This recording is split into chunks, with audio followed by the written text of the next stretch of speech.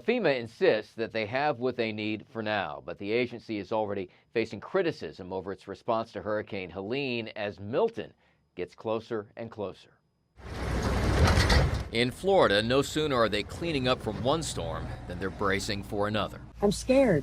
I'm very afraid. The sandbags are a last resort, but Hurricane Milton could bring utter devastation, with Tampa Bay facing what could be its first direct hit from a hurricane in more than 100 years.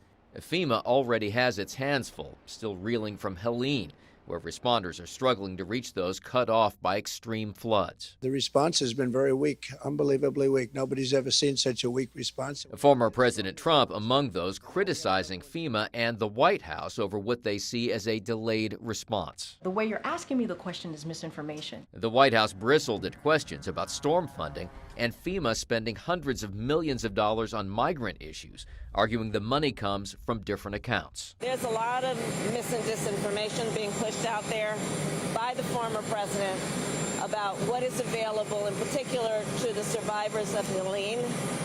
And first of all, it's extraordinarily irresponsible. But FEMA does say it will need to replenish its coffers to make it through the rest of this hurricane season, although it does have enough to get through Helene and Milton. The Disaster Relief Fund is the fund that we use to respond to disasters, and there has been $0 removed from that fund to support any other activities. And the New York Times is reporting that FEMA does have a staffing issue, with just 9% of its personnel available to respond to Hurricane Milton or other disasters. In Washington, Doug Luzader, Fox News.